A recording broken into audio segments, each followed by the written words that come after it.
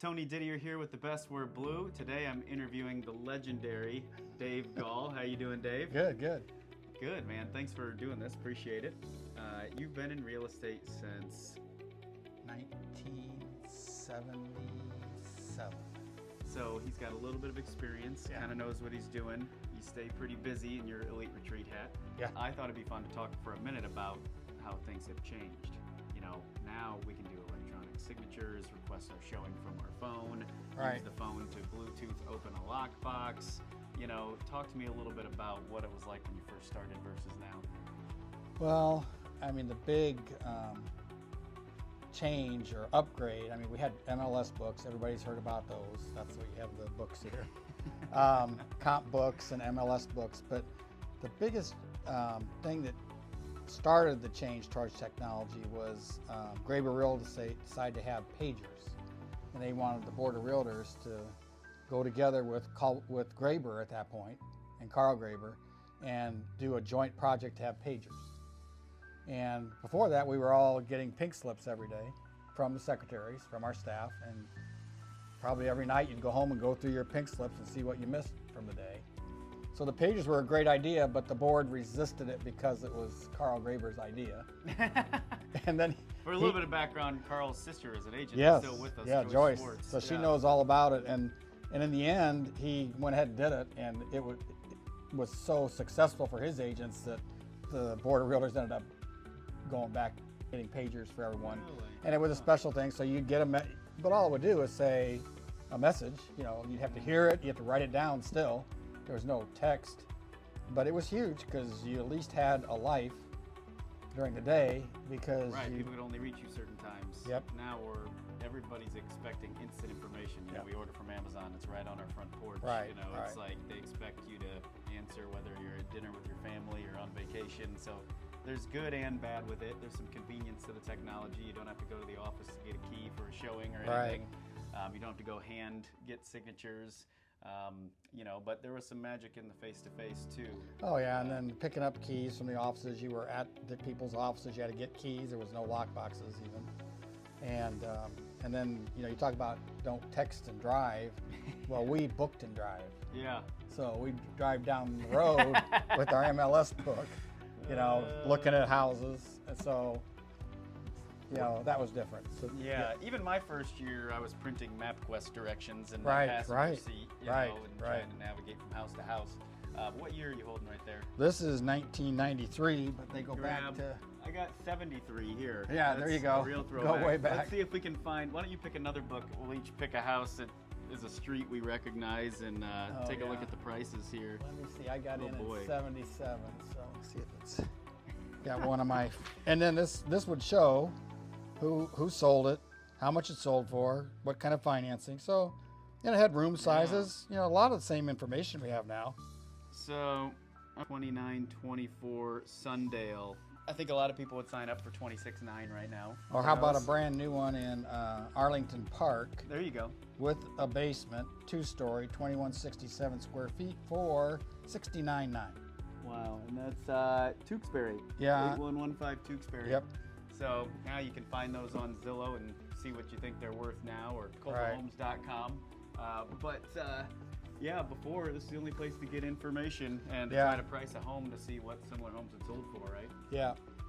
You're able, just with all the markets you've been through, to offer some perspective. You know, there's always good things about the market we're in. There's always challenging things. You know, obviously right now everybody got used to really low interest rates. They're higher than they were. Still hoping they tick down, but it might be our new reality, just be around 7.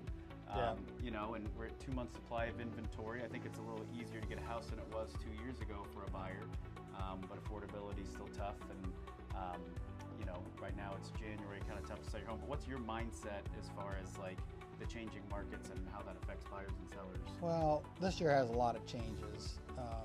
I've kind of decided that I'm going to be on a mission because the thing that shouldn't have changed and really has changed but really hasn't was cooperation between agents.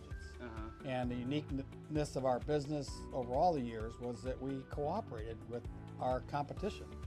The multiple offer thing and the kind of the cutthroat part of that we've lost that what I would call courteous cooperation, and it doesn't just mean interest or commission rates or anything. It just talks about cooperating with your fellow agent in a courteous way, and I think so. That's going to be my drive. I mean, that doesn't mean you don't take care of your buyers. You don't stand strong for your buyer or your seller, but it also you're courteous with the other agent. You have multiple offers.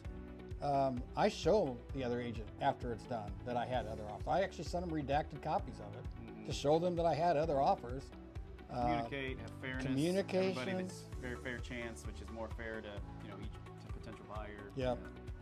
And it goes down to phone calls, goes down to inspection, it goes down to answering your phone. I mean, if there's a crisis going on in a transaction, which we have crises, that's a time you probably should be answering your phone and trying to get it worked out right then, because it's not going to get better. And I know that's tougher sometimes, but that's the part of the courtesy. You recognize the value of the other agent in your transaction. You clearly recognize that there's a value to it. And then you value their long-term relationship with you as an agent, so that the next transaction they go, oh yeah, I remember how that guy worked with me, and that's how I'm going to treat them. And it's the golden rule. I mean, it goes back a long way, but in our business, it's unique, and I don't think we're going to lose it. I think it's coming back. I already see it now. Good. Where agents are recognizing that it comes back to haunt you if you're going to, not be courteous to the other agents.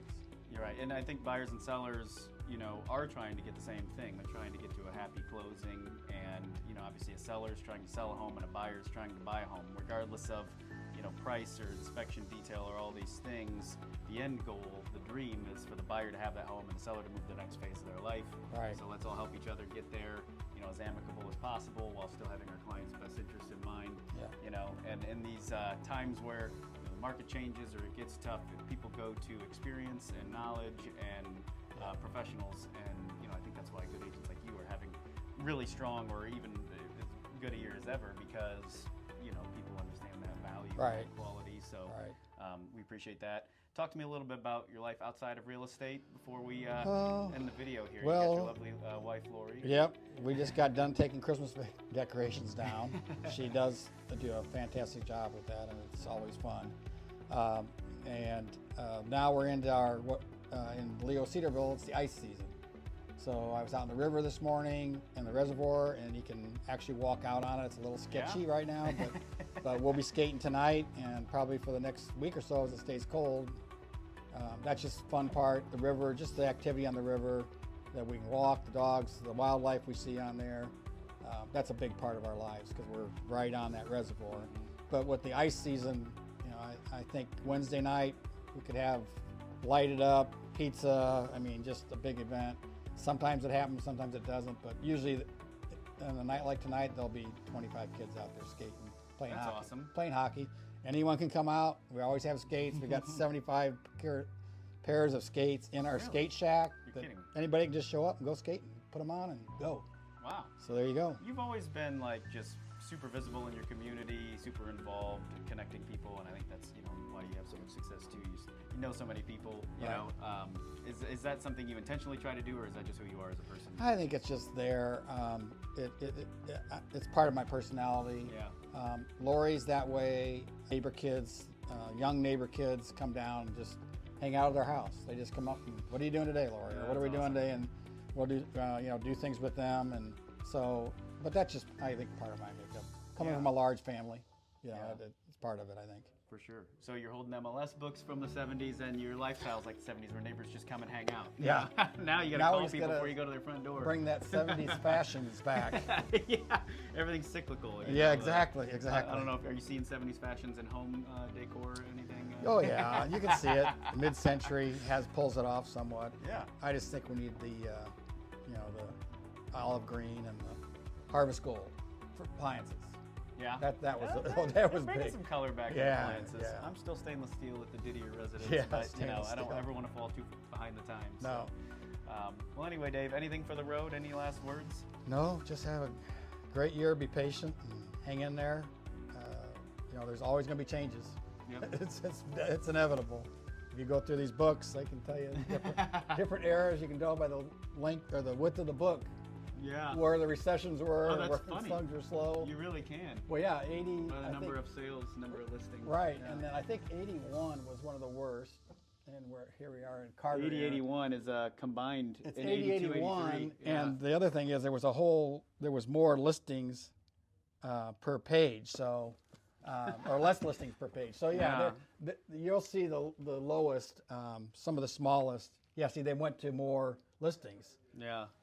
I don't know if you can see that. There's the goods right there.